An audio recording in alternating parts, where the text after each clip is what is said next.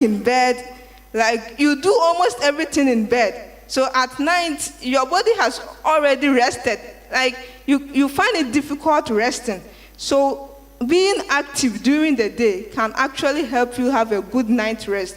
So before you go to bed and decide that I'm going to rest, ask yourself, what am I resting from? Have you been active enough? Is the body enough, ready to face that rest you want? And whenever you feel unwell, don't stretch yourself. That you have to carry on regardless. A short spell of rest can enable your body to recover faster whenever you are feeling unwell. Now we have other relaxation techniques that helps us. Deep breathing. And this one, we have talked about it, that during the sisters program, and I think most of us know about it, deep breathing. You have a deep breath, you hold your breath for some 3 seconds, then you give it out. Deep breathing, deep breathing. And try self-hypnosis or meditation. Have anyone heard of glossolalia?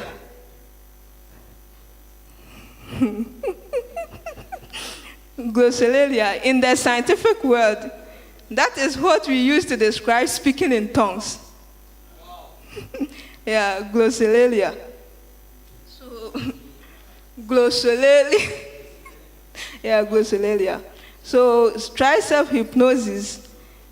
We already talked about stress as a way of your body trying to, fight any threat that comes to it.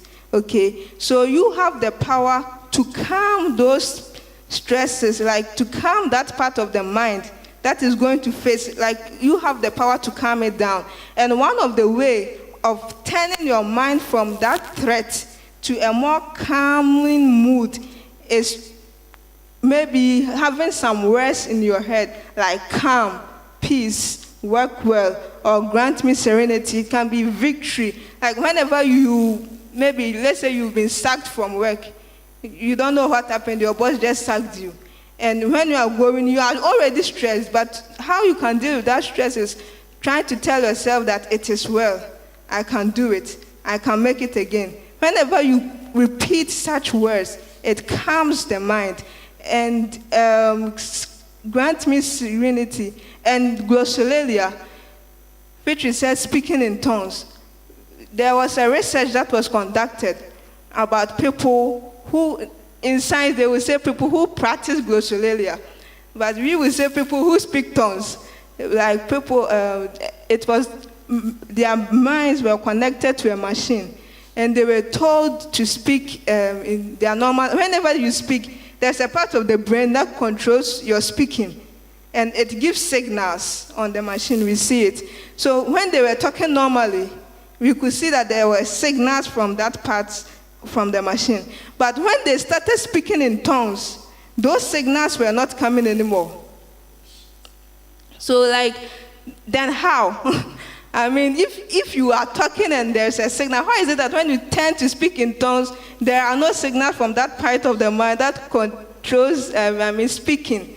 So they asked those who were involved in that research, what is going on? And they said, it's because when we speak in tongues, we are not speaking. It's a spirit that is speaking. So it's evident that you can't find those signals because we are not the ones speaking. So they said, then who is speaking now? Now that you are talking. So it becomes a kind of confusion over there. But those who understand what they are doing know that they are not confused. But the scientists and researchers who were there knew that there was something that was going on, although they couldn't describe it because they didn't understand it, but there were people there. And that glossolalia was found that not only was the part of the brain that controls talking was not showing, but there were other parts of the body that were producing hormones that suppress stress hormones. So emotionally, and their immune system was also being more active because of the hormones that were coming.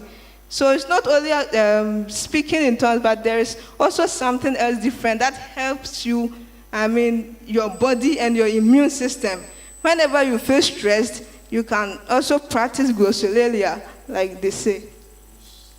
So keep your problems in perspectives. Whenever you have any problem, keep it in perspective.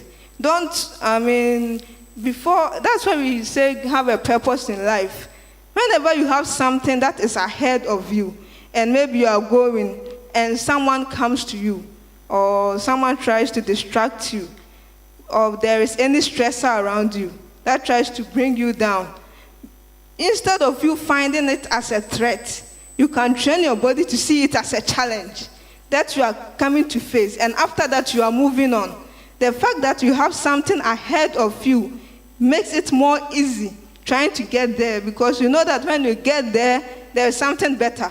So whatever that comes to you, you don't concentrate on it so much. You deal with it and you leave it, and then you just move on. That is what happens. So put your problems in perspective. And it was conducted at the hospital that patients who are sick and are thinking of how maybe they can't walk and think of how they will walk, these patients were compared with patients who were not thinking much about their walking, but were grateful for things like they have their families around them, they have maybe a wife, they have a husband, they have children who are supporting them, rather than concentrating on that health problem.